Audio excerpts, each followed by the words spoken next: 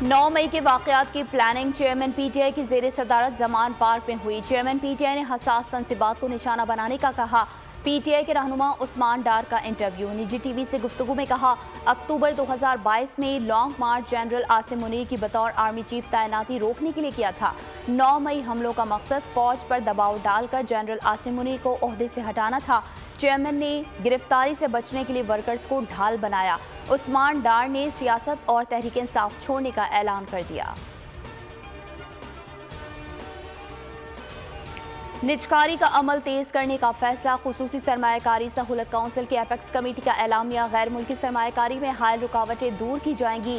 सरमायाकारी पर असर अंदाज इक्तिसादी अनासिर बशमूल इस्लाहाती अमल में तातुल का जायजा लिया गया। शदीद खसारे वाले सरकारी इदारों की निजकारी के अमल का जायजा।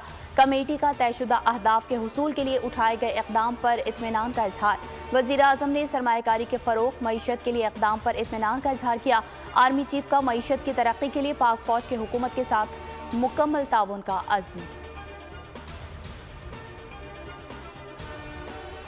सर्दियों में 24 घंटे घरों में गैस नहीं दे सकते। सर्दियों में 8 घंटे घरों में गैस देंगे। निगरां वज़ीर तवानाई मोहम्मद अली ने मज़ीद कहा कि इस साल सर्दियों में पहले ही 18% गैस कम है। डॉलर का रेट कम होने से बिजली सस्ती होने का इम्कान है। वज़ीर तिजारत गौहर एजाज ने कहा, अब पाकिस्तान में स्मगलिंग नहीं हो सकती। करेंसी की ज़ख़ीरा अंदोज़ी से डॉलर की डिमांड बढ़ रही थी। डॉलर का रेट कम होने से आवाम को रिलीफ मिलेगा।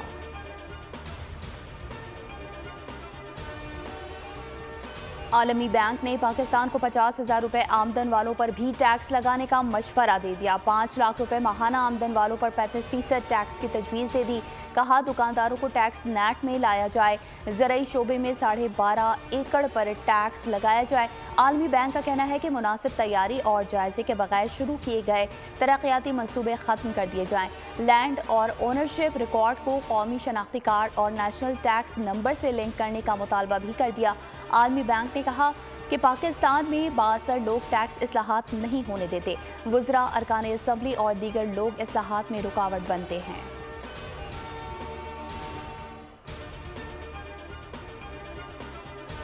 चमन सरहद पर अफगान फौज की बिला इश्तियाल फायरिंग। अफगान फौजी ने अफगानिस्तान से पाकिस्तान आने वाले अफराद पर फायरिंग कर दी। 12 साला बच्चे समेत 2 पाकिस्तानी शहीद हो गए। पाकिस्तानी फोर्सेज ने मजीद जानी नुकसान से बचने के लिए तहम्मुल का मुजाहरा किया। निगरां वज़ीर दाखिला सरफराज बुगटी ने कहा कि वाक़ई की मज़म्मत करता हूँ। मुजरिम पाकिस्तान के हवाले किया जाए। हमारी फोर्सेज ने सब्र से काम लिया। सब्र ना किया जाता तो मुसाफिर जद में आ जाते।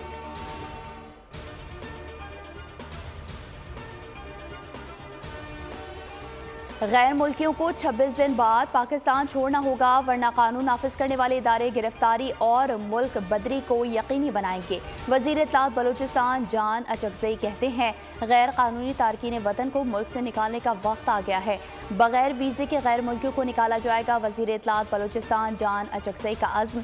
निगरां वज़ीर दाखिला सिंध हारिस नवाज कहते हैं, 1500 से ज़्यादा अफगान मुहाजिरीन पकड़े हैं, उनको डिपोर्ट किया जाएगा।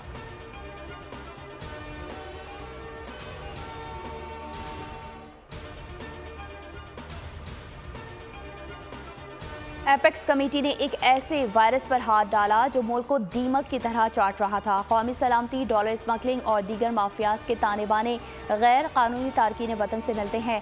रहनुमा इस्तेहकाम पाकिस्तान पार्टी पाकिस्तान फिरदौस आशिक आवान का कहना है कि वो गैर कानूनी तारकीन को मुल्क की सलामती और मईशत के लिए ख़तरा है। उनके लिए ज़ीरो टॉलरेंस पॉलिसी है। मईशत की बेहतरी के लिए जो इक़दामात उठाए जा रहे हैं वो काबिल तहसीन हैं।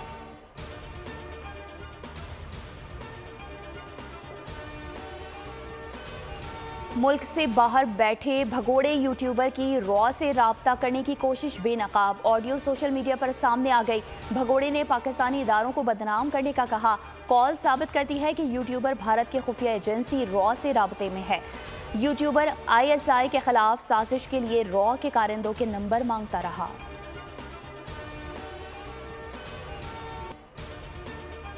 मस्तूं खुदकुश धमाके की तहकीकात जारी हैं। वाक़े में सहूलतकारी के शुबे में 8 अफराद हिरासत में ले लिए गए।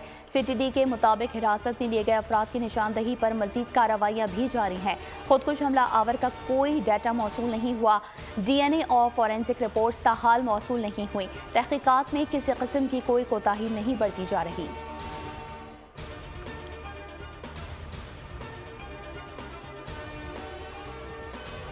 इंतजार खत्म होने को है। वर्ल्ड कप 2023 आज से शुरू होगा। पहला मैच इंग्लैंड और न्यूजीलैंड के दरमियान खेला जाएगा। मैच पाकिस्तानी वक्त के मुताबिक दोपहर 2 बजे शुरू होगा।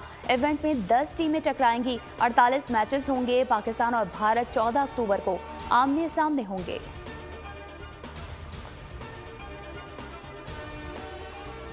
भारत को मालदीव में भी रुसवाई का सामना। ब्रदर मुल्क मालदीव के नए सदर ने हिंदुस्तानी फौज को बाहर निकालने का अहद कर लिया।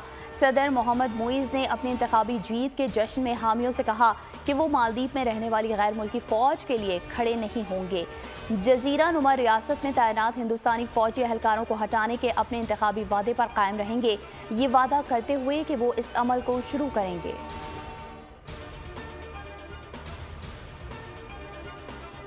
मोदी के शहर में दहशतगर्दी। भारत में मुस्लिम दुश्मनी का एक और वाकया। नमाज का तरीका बताना जुर्म बना दिया गया। भारत के रियासत गुजरात में प्रोफेसर पर हिंदू इंतहा पसंदों का वहशियाना तशद्दुद। तालिब इल्मों को नमाज का तरीका बताना जिस पर तशद्दुद का निशाना बनाया गया। प्रोफेसर यूनिवर्सिटी में मुख्तलिफ मज़ाहिब के बारे में लेक्चर देते हैं, जिसमें इन मज़ाहिब के रसूमात के मुतालिक बताया जाता है।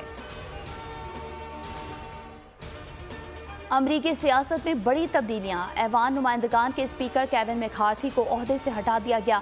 रिपब्लिकन पार्टी के पैट्रिक मिक हेनरी कायम मुकाम स्पीकर नामजद हो गए। मिक हेनरी नए स्पीकर के इंतखाब तक खिदमत सर अंजाम देंगे। नए स्पीकर के लिए वोटिंग आइंदा हफ्ते होगी। केविन मैकार्थी के खिलाफ दायर दरख्वास्त के हक में 216, मुखालफत में 210 वोट पड़े हैं।